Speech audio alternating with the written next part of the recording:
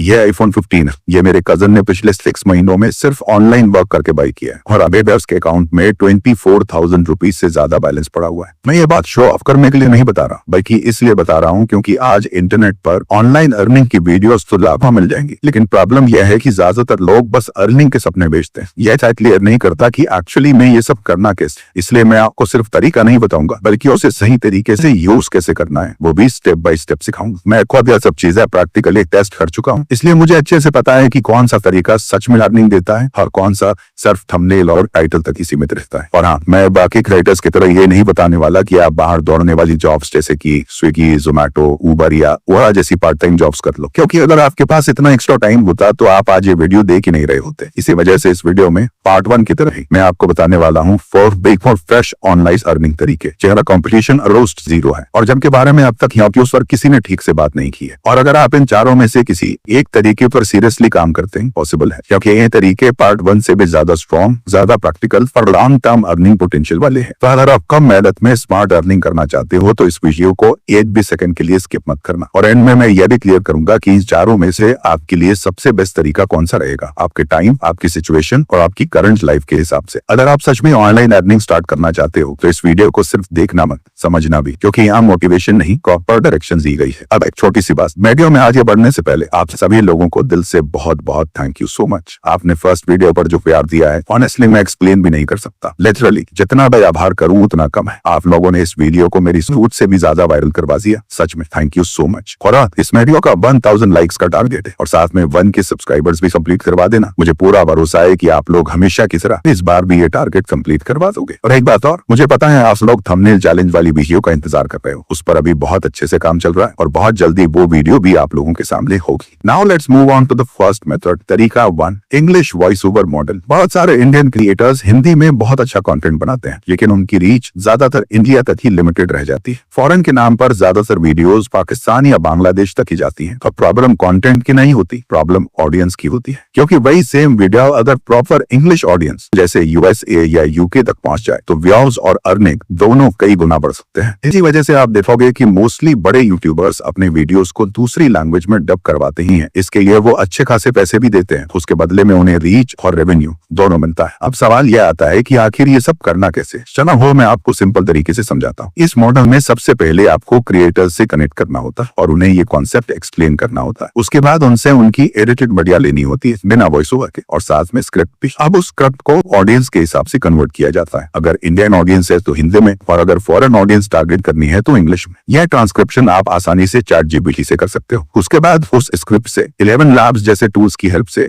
Natural English voice generate कर लो। फिर उस वॉइस को क्रिएटर की वीडियो के साथ परफेक्टली मैच करते हुए पूरा वीडियो एडिट कर दो। बस यह पूरा सिस्टम है। क्रिएटर कंटेंट देता है, आप एग्जीक्यूशन हैंडल करते हो। अगर आप इंडियन क्रिएटर्स के लिए भी ये काम करते हो और उन्हें अच्छे रिजल्ट्स दे पाते हो तो मंथली 5 से 10,000 रुपए आसानी से हो जाते हैं। और अगर क्लाइंट फॉरेन से हुआ तो अर्निंग ऑलमोस्ट डबल तक जा सकती है। इसी वजह से ये मॉडल लॉन्ग टर्म में भी पावरफुल है, क्योंकि क्रिएटर को ग्रोथ मिलती है और आपको स्टेबल अर्निंग। दूसरा तरीका है सोशल मीडिया मैनेजमेंट मॉडल। आज ज्यादातर क्रिएटर्स सिर्फ यूट्यूब पर फोकस करते हैं, लेकिन इंस्टाग्राम, फेसबुक या शॉर्ट्स जैसे प्लेटफॉर्म्स मैनेज करने का टाइम उनके पास नहीं होता। यहीं से ये मॉडल स्टार्ट होता है। आप उनकी लॉन्ग वीडियोस को शॉर्ट क्लिप्स में कन्वर्ट करते हो और उन्हें रील्स, शॉर्ट्स या स्नैपचैट, स्पॉटलाइट जैसे प्लेटफॉर्म्स पर अपलोड करते हो। अब यहाँ एक और इंटरेस्टिंग बात भी है, कई क्रिएटर्स आपको रील्स या शॉर्ट्स बनाने के डायरेक्ट पैसे भी देते हैं, क्योंकि रील्स के थ्रू उन्हें फास्ट रीच मिलती है और वीडियो वायरल होने के बाद मोनेटाइजेशन और प्रमोशन से उनकी अर्निंग अलग से होती है। और अगर आप थोड़ा एक्टिव हो तो आपने वॉप क्लिपिंग के बारे में भी सुना होगा। इसमें होता यह है कि फॉरेन क्रिएटर्स आपको परमिशन देते हैं कि आप उनकी लॉन्ग वीडियो से क्लिप्स बनाओ, रील्स या शॉर्ट्स अपलोड करो और व्यूज के बेस पर अर्निंग लो। मतलब जितने ज्यादा व्यूज उतनी ज्यादा अर्निंग। कुछ कैंपेन्स में 1000 व्यूज पर $1 से $3 तक पे आउट मिलता है और ऑनेस्टली इतना तो इंडियन शॉर्ट्स चैनल पर 100 के व्यूज आने के बाद भी नहीं मिलता। यानी आप कंटेंट खुद नहीं बना रहे, बस एग्जिस्टिंग वीडियोस से बेस्ट मोमेंट्स कट करके शॉर्ट फॉर्म में कन्वर्ट कर रहे हो। अगर क्लिप अच्छा वायरल हो गया तो वही एक वीडियो कई हजार रुपए तक कमा देता है। शुरुआत में ये तरीका थोड़ा स्लो लगता है, लेकिन जैसे जैसे आपकी क्लिपिंग और एडिटिंग स्ट्रॉन्ग होती जाती है वैसे वैसे अर्निंग भी स्टेबल होने लगती है। इसी वजह से ये मॉडल शॉर्ट टर्म के लिए नहीं बल्कि लॉन्ग टर्म में एक बहुत स्ट्रॉन्ग इनकम सोर्स बन सकता है। तीसरा तरीका है कोर्स और ई बुक पार्टनरशिप मॉडल। आज बहुत सारे क्रिएटर्स के पास ऑडियंस तो होती है, लेकिन कोर्स या ई बुक बनाने का टाइम या प्रॉपर सिस्टम नहीं होता। यही से ये मॉडल स्टार्ट होता है। एक बात मैं पहले क्लियर कर दूं, कंटेंट आपको खुद बनाना करना पड़ेगा। क्रिएटर का काम सिर्फ इतना होता है कि वो उस कंटेंट को अपनी ऑडियंस के सामने प्रमोशन करे। मतलब सिंपल लैंग्वेज में समझो, प्रोडक्ट आपका होता है, नॉलेज आपकी होती है और क्रिएटर सिर्फ रीच देता है। बाकी पूरा सेटअप आप हैंडल करते हो, पेमेंट, डिलीवरी, एक्सेस, सपोर्ट,